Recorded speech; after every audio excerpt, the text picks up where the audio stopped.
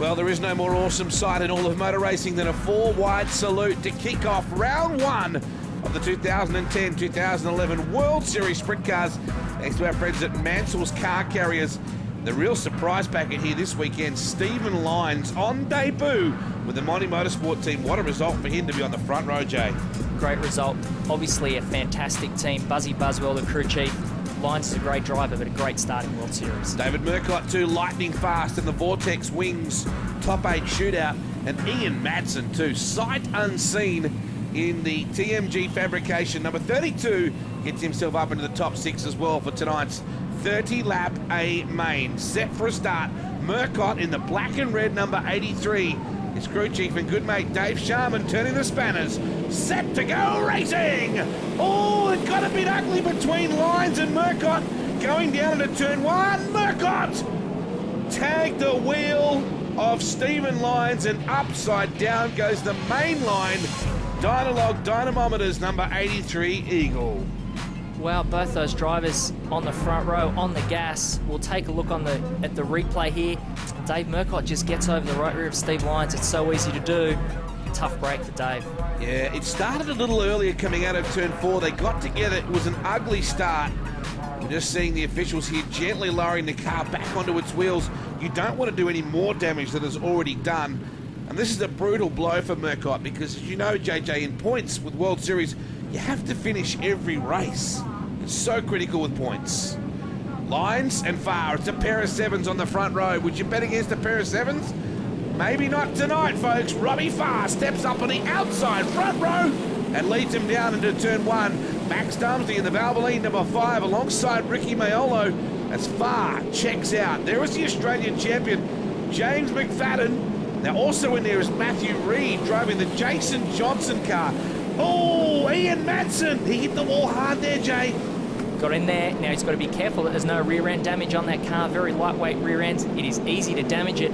Most of these drivers are in the middle to the low side of the speedway, but James McFadden looking for something up top. We saw him do it in the earlier heat race. He must have liked what he found up there. Brian Mann doing an outstanding job in the Capalaba Wreckers number 16, the Powder Blue, or Billman Blue. Performance Wholesale number 16 moved from a J&J chassis to an Eagle chassis. His dad, of course, is now the owner of the company.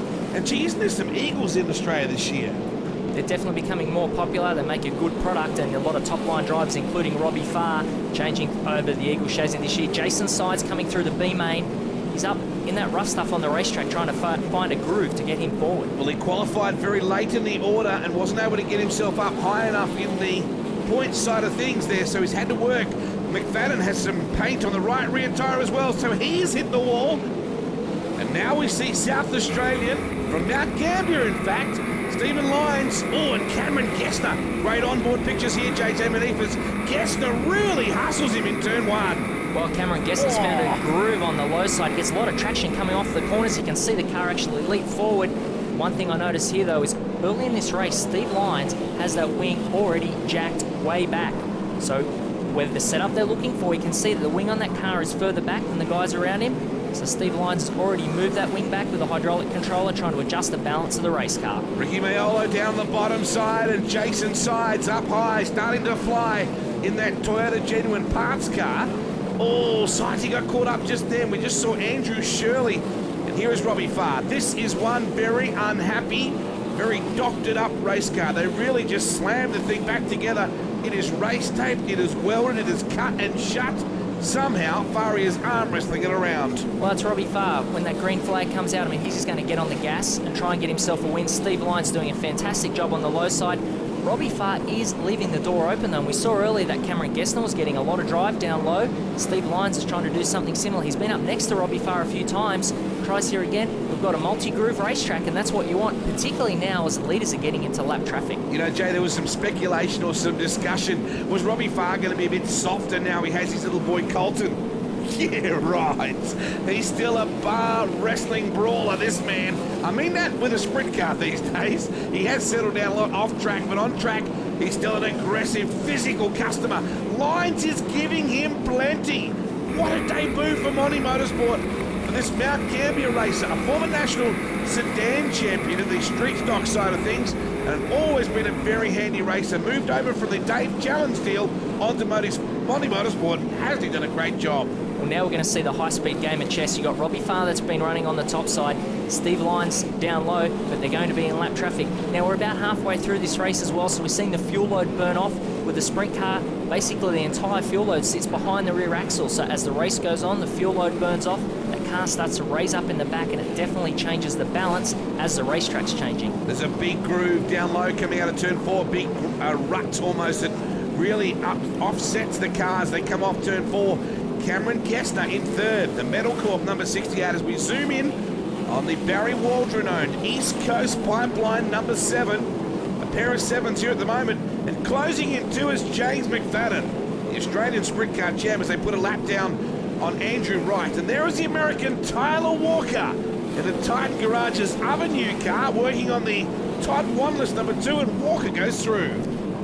Walker qualified well, struggled in an earlier heat race and started out at position 7. He's used to these boring type of racetracks, so expect to see him come on strong as the race develops. One of the most talked about Americans in recent times.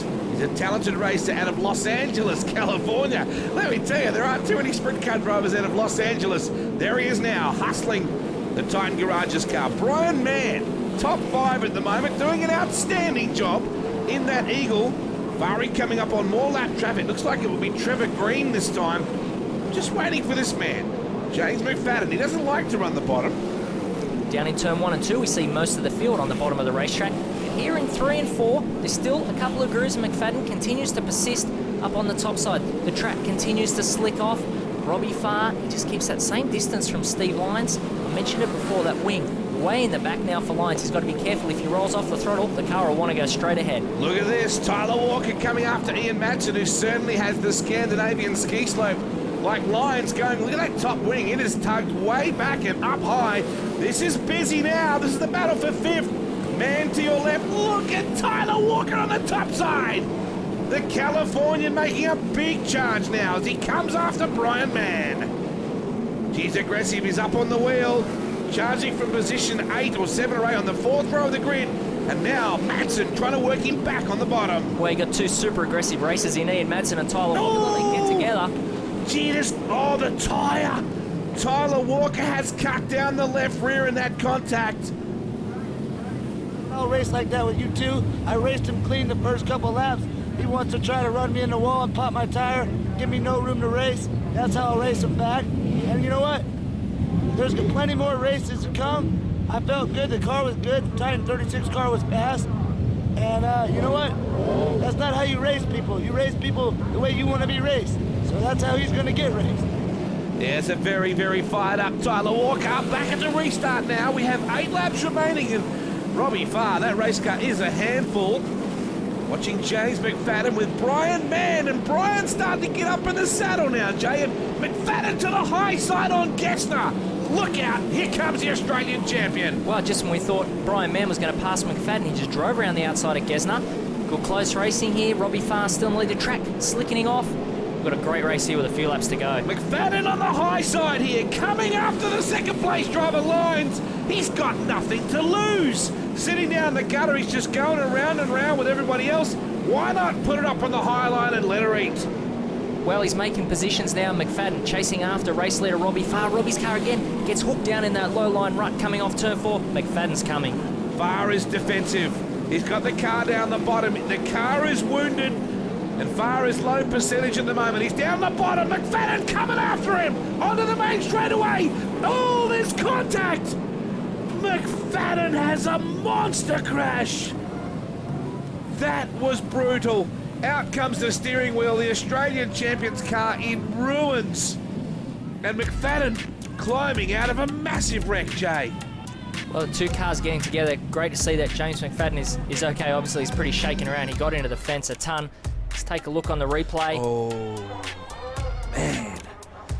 Farry come off turn 4. That car was pushing into the corner pretty tight. He had to get her in early. No room left for James. Just the wrong place at the wrong time for this poor young guy. Well, it looked like Robbie Farr's car came off the corner, got a stack of left rear drive, and it drove it up the racetrack. And unfortunately for James McFadden, he was in the wrong spot at the wrong time. He had a heck of a race car, but unfortunately it's wrecked now. Well, James McFadden, unfortunately, on the infield, the car is virtually destroyed. And Robbie Farr, the only thing that saved him from being passed is that Stephen Lyons is not allowed to pass him before the witches hat. Like, that car is still a handful, Wade, and as we spoke before, the fuel load's burning off, the whole balance of that race car's changing. It was okay at the start of the race. Robbie was manhandling.